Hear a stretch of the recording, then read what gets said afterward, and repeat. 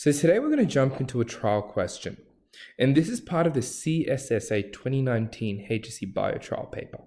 This is specifically question 5, and you can see from reading the question stem that the topic is all about DNA fingerprint analysis. This is a topic that students often find slightly confusing because it's not taught too well at schools and at the adequate depth of understanding. So we're going to deconstruct the question and have a look at the underlying knowledge you have to know. So here, you straight away know DNA fingerprint analysis is part of Module 5. And specifically, it's all about population genetics and genetic markers. So I'm just going to write genetic markers here. Now, there are 2 genetic markers that you need to understand. The first genetic marker are SNPs, single nucleotide polymorphisms. And the other genetic marker you need to understand are short tandem repeats. Now, usually in DNA fingerprint analysis, we look at short tandem repeats. You can also look at SNPs, but primarily you look at STRs. Right, so when we say fingerprint analysis, we don't mean that we're specifically looking at a person's fingerprint. Each person has a unique set of short tandem repeats. And collectively, it's as unique as the fingerprint in your thumb. Every single person has a different set of STRs.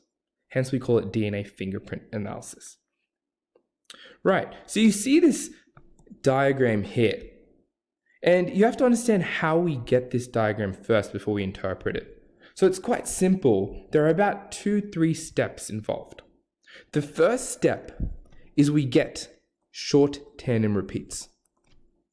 We get it of all people that are in this diagram. So from the mother, the children, and the father. Now for each person, we amplify the short tandem repeats in a test tube. So using DNA polymerase primers in a test tube vial, we will convert one single DNA strand into multiple DNA strands. So we're amplifying the DNA. The way we do that is through a technology called PCR, or polymerase chain reaction. So once that's done, what we do is we get a well of agarose gel. This is just a special gel that we use when we're doing fingerprint analysis. So right now you're looking at it from a bird's eye view, top down. So visualize this. And each rectangle, dark rectangle you see, especially at the top, are wells. So quite literally, they're pits in the gel where you can pipette your DNA. So the solution containing that amplified DNA.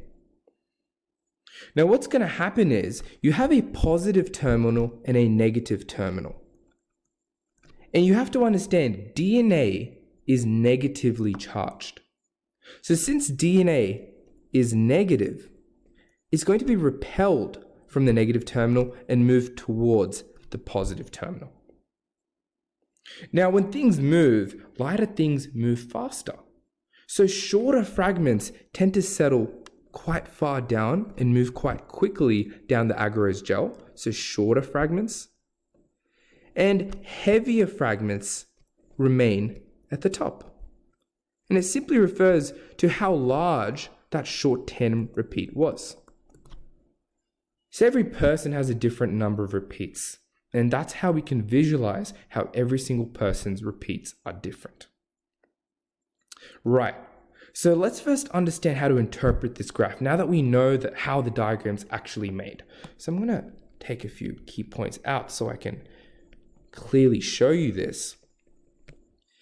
Each dark individual band that you see is one allele for that particular short tandem repeat.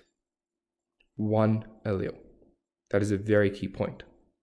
So if we have a person, each person has 2 alleles or more, but it's usually 2 alleles for one particular gene. So this could be for the short tandem repeat that we're analyzing.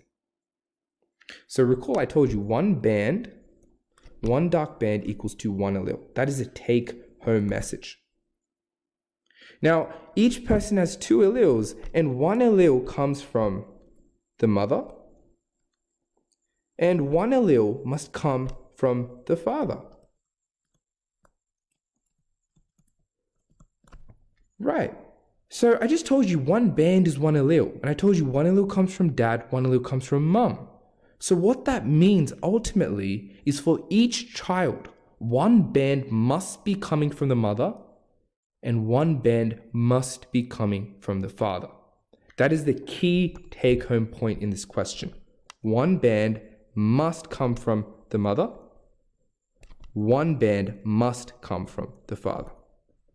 And that is for every single short tandem repeat gene. Now you can clearly see that we're looking at two bands for each person. There's always two bands for a particular person. Two, two, two, two. So what that means is we're specifically looking at one short tandem repeat gene because each gene has two alleles or two bands. So all I have to do in this question is I have to look at each child and I have to look at their band and I have to account for whether it came from the mother or father. If it didn't come from either mum or dad, that child has another parent. That's the simple consensus. So for child 1, you can see the top band here aligns with the father. So the father must have possibly transmitted this allele of the short tandem repeat to child 1. Child 1 also has one band here. And that makes sense. The mother could have passed on this allele to child 1. So the two alleles of child 1 can be accounted for. So child 1 is likely the child of the father and the mother. And let's apply the same principle for child 2 and 3. Child 2 has a band here, and that could be accounted for by the mother passing it to child 2 there. Child 2 also has an STR allele here, and the father could have passed it on right there. What about child 3? Let's apply the same principle. One band here could have come from the father. One band here could have come from the mother. And there you go. In this question, child 1, 2, and 3 could be biological offspring of the father, and hence D is your best bet.